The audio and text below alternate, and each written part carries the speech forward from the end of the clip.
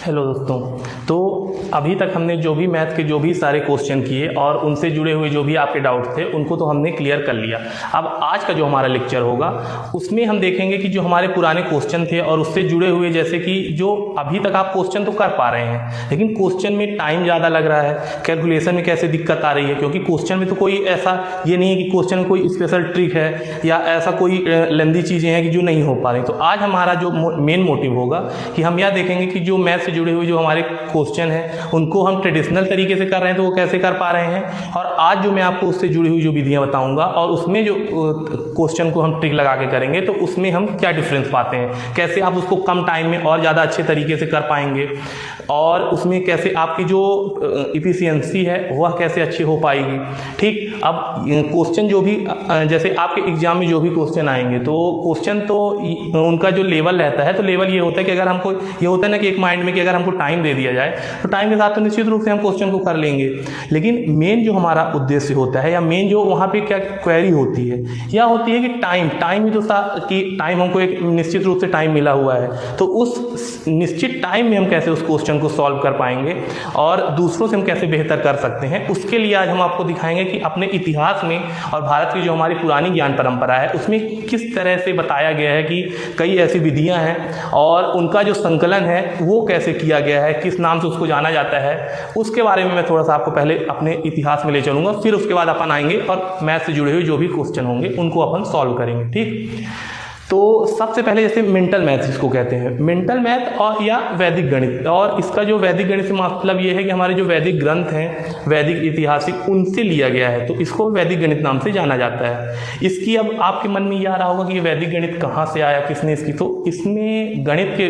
वैदिक गणित का जो एक संकलन प्राप्त हुआ या मुख्यतः अथर्ववेद का जो परिशिष्ट था उसमें देखने को मिलता है, लेकिन इसका सारबद्ध तरीके से इसको जो कहना चाहिए कि एक बुक के रूप में जो पब्लिश किया उसका करने का श्रेय जाता है हमारे जो स्वामी भारती कृष्ण तीर्थ जी हैं। ठीक, 1884 में इनका जन्म होता है और आपको बताऊंगा कि इन्होंने 7 सब्जेक्ट से इन्होंने मास्टर्स किया, और जब यह स्वतंत्रता संग्राम में जुड़े हुए थे तो उसी टाइम एक ऐसा टाइम आता है कि ये अरविंद जी के साथ जेल में थे और लगभग 7 साल इन्होंने जेल में बिताया। तो उस टाइम इन्होंने क्या किया कि अथर्ववेद से जो जुड़े हुए कई ऐसे जो गणित की हमारी विधियाँ थी, मैथ की ट्रिक, उसको उन्होंने संकलित करना चालू किया और उसी को उन्होंने एक नया ग्रंथ के रूप में वैदिक गणित नाम से प्रकाशित किया। और इसी क्षेत्र में जैसे देखेंगे कि रामानुजम जी का नाम भी काफ़ी ज़्यादा फेमस होता है, उनके द्वारा भी दी गई जो मैथ की थ्योरम थी उनको भी काफ़ी हद तक अपन देखते हैं। तो आज मैं आपको बताऊंगा कि वैदिक गणित के द्वारा और जो सामान्य हमारी जो नॉर्मल मैथ है उसमें दोनों में क्या डिफरेंस है, उससे हम कैसे मैथ को कर सकते हैं और किस प्रकार से हम उस मैथ के द्वारा जो किए गए क्वेश्चन हैं और जो हम वैदिक गणित के द्वारा जो क्वेश्चन करते हैं दोनों में क्या डिफरेंस है,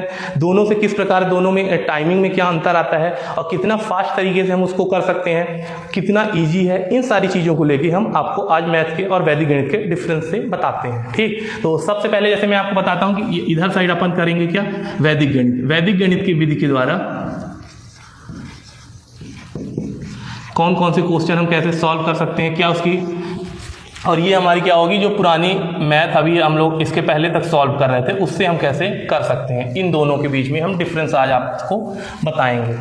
अब जैसे आपके मन में भी ये क्वेश्चन आ रहा होगा कि अगर ये मैथ इतनी इजी है और क्या सारे जितने भी क्वेश्चन हैं हम सबको कर सकते हैं, तो निश्चित रूप से ऐसा नहीं है। कुछ ट्रिक ऐसी होती हैं कि वो कुछ जगह ही अप्लाई होंगी, लेकिन एक जो क्रॉस मल्टीप्लाई वाला जो क्वेश्चन है या जो ट्रिक है उसको हम कहीं भी यूज कर सकते हैं, जिसको ऊर्ध्व दिर्घाम कहा जाता है। इसके जो आपको नाम भी मिलेंगे तो चूँकि संस्कृत वर्ड से लिए गए हैं, तो एकाधिकेन पूर्वेण, एक न्यूनेन पूर्वेण, द्वंद्व योग विधि और इस तरह के 16 सूत्र व 13 सूत्रों के द्वारा वैदिक गणित की रचना की गई। तो आइए सबसे पहले मैं आपको बताता हूं कि जैसे एकाधिकेन पूर्वेण, एकाधिकेन, इससे आपको सुनने में क्या लग रहा है कि एकाधिकेन मतलब एक क्या करना है, प्लस करना है। जैसे उसके लिए एक आपको क्या होनी चाहिए, टर्म्स एंड कंडीशन उसमें क्या है कि उसके यूनिट डिजिट में 5 होना चाहिए। ठीक, जैसे अपन क्या करते हैं 95 × 95। ठीक, अब इसमें क्या है कि इसके यूनिट डिजिट में पहली कंडीशन क्या हो गई कि 5 है, हाँ ठीक है 5 है, मतलब यहाँ पे क्या है एकाधिकेन पूर्वेण लग सकता है। ठीक, अब इसको पहले हम क्या करेंगे, पहले हम आपको करके दिखाएंगे इसको नॉर्मल तरीके से कि नॉर्मल आप कैसे मैथ के अभी तक हम कर रहे थे, हम और आप कर रहे हैं, तो उसमें कितना टाइम लगता है। ठीक, अब इसमें जैसे आप नॉर्मल तरीके से करते हैं तो क्या करेंगे, पहले 5 का इंटू करेंगे, फिर 9 का इंटू करेंगे। ठीक, 5 5 जा 5 2, फिर उसके बाद 5 9 जा 45 और 2 ऐड हो गया तो ये कितना हो गया 47। ठीक, अब उसके बाद क्या होगा, इसमें हम फिर 9 का फिर से इसमें मल्टीप्लाई करेंगे, तो ये 5 9 जा 5 और 5 9 जा 45 और इसमें अपने को यहाँ से इसकी 4 आ गया, तो ये कितना हो गया 45 प्लस 4 49। ठीक, अब इसको अपन ऐड करेंगे, 5 7 प्लस 5 कितना हो 2, ये 9 प्लस 4 13 13 और 1 14 4 4 5, ये आ गया अपना आंसर। ठीक, इसके लिए क्या हुआ कि पहले अपन ऊपर वाले में किए, फिर इसका डबल टाइम्स मल्टीप्लाई करेंगे, फिर उसको ऐड करेंगे। अब इसको हम देखेंगे कि वैदिक गणित के द्वारा हम इसको कैसे सॉल्व कर सकते हैं कम टाइम में और कितना ईजी तरीके से हम इसको करेंगे। अब ये हो गया। ठीक, अब इसमें उसका जो क्या था, अपने को लगाना है एकाधिकेन,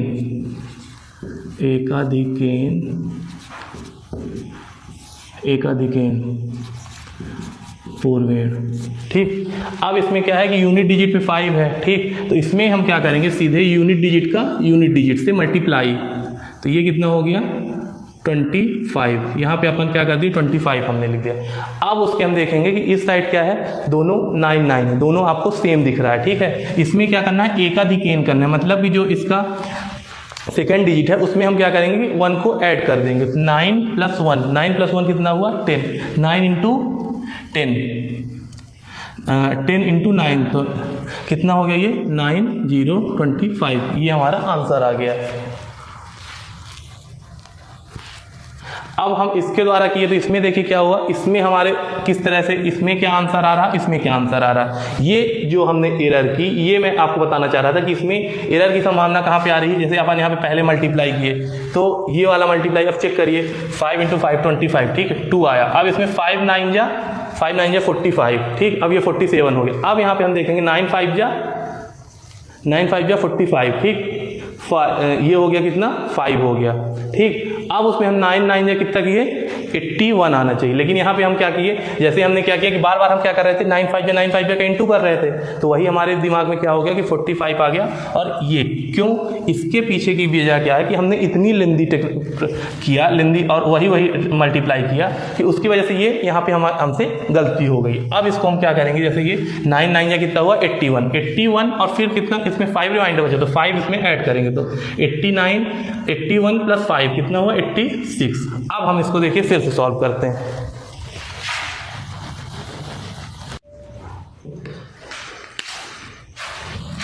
अब मैं आपको एक ऊर्ध्व त्रिअभियाम विधि के द्वारा एक नया क्वेश्चन करके दिखाऊंगा। एक क्वेश्चन ऐसा करूंगा कि ऊर्ध्व त्रिअभियाम से उसको हम कितना तरीके से कर सकते हैं, उसको मैं पार्ट बाय पार्ट आपको एक्सप्लेन करूंगा। और नॉर्मल तरीके से जो हम अपनी ट्रेडिशन मेथड है उससे हम उसी क्वेश्चन को हम करते हैं, तो दोनों में क्या अंतर आता है, दोनों में कितना टाइमिंग का डिफरेंस आता है, वो हमारा ऊर्ध्व त्रिअभियाम विधि के द्वारा देखेंगे। तो सबसे पहले हम जैसे कि पहले मैं आपको जो सिंपल हमारी मैथ है उसके बारे में बताता हूँ। इसमें हमने लिखा 5 2 1 3 2 4 3 2।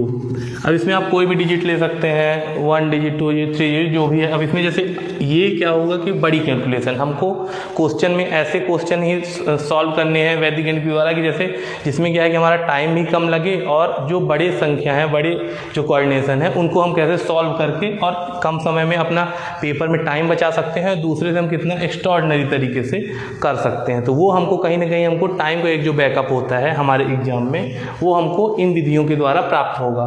तो सामान्य तरीके और वैदिक गणित निश्चित रूप से जो हमारे सूत्र हैं, जो हमारे पुराने सूत्र हैं, उनमें और इसमें क्या ट्रेडिशनल मेथड में क्या अंतर आएगा उसके बारे में। तो सबसे पहले हम क्या करेंगे कि सामान्य तरीके से जो हमारा गणित का फार्मूला है उसको हम सॉल्व करेंगे।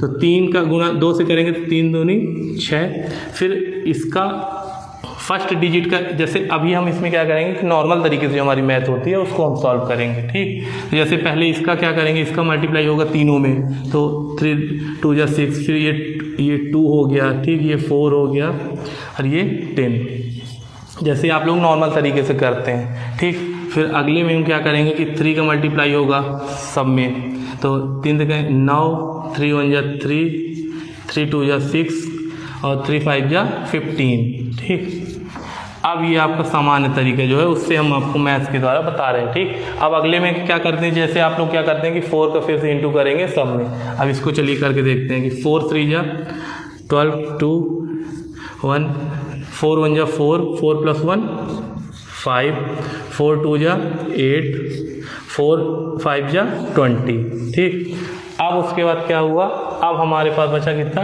2। अब इसका मल्टीप्लाई हम करेंगे सब में, तो 2 3 जा 6, 2 1 जा 2, 2 2 जा 4, 2 5 जा 10। ठीक, अब इसका हम क्या करेंगे कि ऐड करेंगे। अब इसमें 6 9 + 2 11 1 3 2 5 9 4 और 1 यहाँ से, तो ये कितना हो गया 10, फिर से यहाँ पे 1 रिमाइंडर बच गया। अब उसके बाद यहाँ क्या करेंगे कि 6 6 और 1, तो ये कितना हो गया 6 6 5 11 11 16 और 17 17 1 18, यहाँ पे क्या हो गया 1। ठीक, अब उसको फिर से इसको ऐड करेंगे, तो 8 2 10 10 5 15 16 16 + 1 17, 4 + 1 5 5 और 1 यहाँ से रिमाइंडर बच गया, तो ये कितना हो गया 6, और ये यहाँ से क्या हो गया 6 आ गया। ठीक, और यहाँ पे 2 0, तो 2 और 1, ये हमारा यहाँ पे आंसर आ गया। इसमें तो कुछ नहीं था, ये तो आप पता ही है, तो इसमें मैंने इसको कर दिया जल्दी तरीके से। अब इसको आप खुद से करके देखिएगा, फिर देखिए कि इसमें क्या टाइम लगता है। अब इसको मैं आज आपको क्या बताऊँगा कि वैदिक गणित तरीके से हम इसको किस प्रकार सॉल्व करते हैं।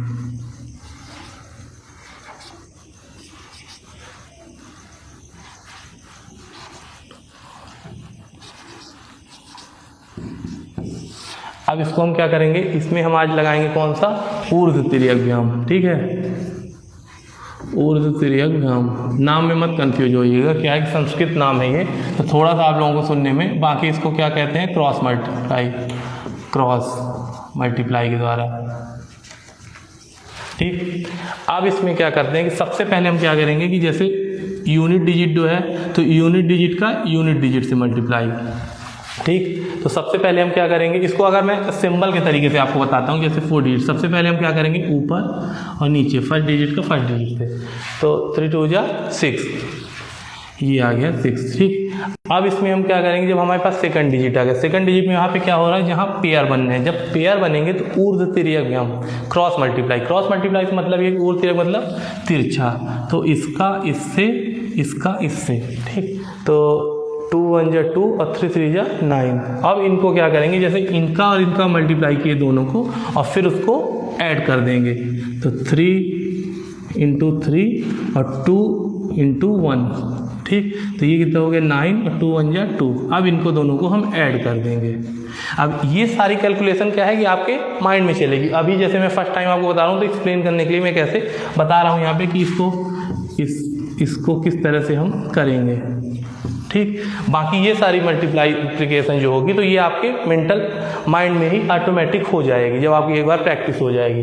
ठीक, तो इसको दोनों को ऐड करेंगे तो ये कितना हो गया 11। अब यहाँ पे क्या करेंगे कि अपने को रखना कितना है सिंगल डिजिट, तो ये 1 यहाँ से आ गया, 1 यहाँ पे क्या बच जाएगा अपने को हासिल बच जाएगी, जिसको हम अपन आगे ऐड करेंगे।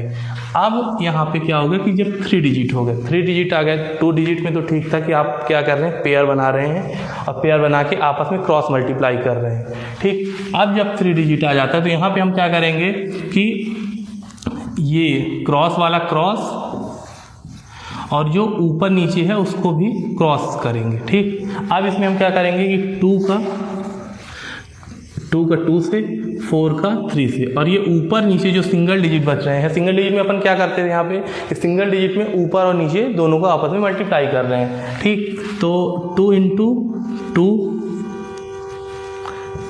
2 प्लस 4 × 3, तो ये कितना हो गया, इसको करेंगे 4 × 3 और ये हो जाएगा 3 इंटू 1, जो बीच वाला था सिंगल वाला। अब इनको तीनों को ऐड करेंगे, 2 2 जा 4, 4 3 जा 12 और 3 1 जा 3। अब ये चारों ऐड हो गए, तो ये कितना हो गया, 12 3 15, 15 4 19। अब 19 आ गया, ठीक। और एक यहाँ पे क्या बचा था आपका रिमाइंडर, ये कितना हो गया 20। यहाँ पे 20 आ रहा, ठीक है। अब ये हम यहाँ पे प्लस कर दिए, तो यहाँ पे 20, तो 20 का क्या हो गया 0 यहाँ पे आ गया, ये हमारा 2 फिर से रिमाइंडर बच गया। अब हम यहाँ पे फिर से क्या आ गया, अब हो गया 4 डिजिट। 4 डिजिट मतलब अपने को इवन नंबर आ रहा, इवन नंबर में अपना पेयर बन जाएगा। तो पेयर बनेगा तो इसमें हम क्या करेंगे, इसका पेयर कैसे बनाएंगे, इसका लास्ट वाले का पेयर, ठीक, और जो अंदर वाले हैं उनका अंदर वाले से पेयर। जैसे इसको अगर सिंबल तरीके से दिखाएंगे तो इसमें क्या होगा,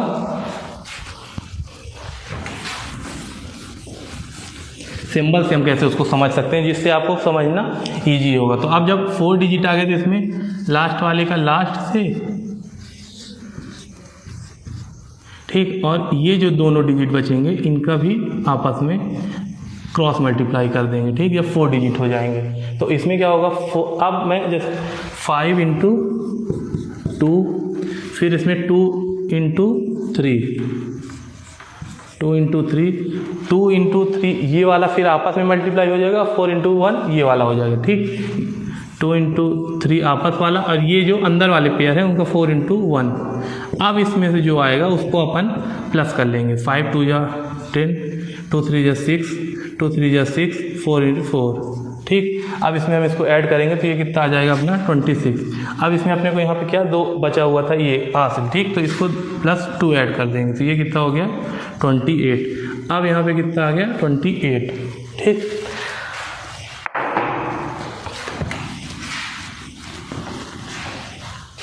और 2 यहाँ पे हमको हासिल बच गई। अब जब अपन यहाँ लास्ट तक आ गए, चारों डिजिट में हो गया, फिर अब उसके बाद क्या करेंगे कि जैसे हमने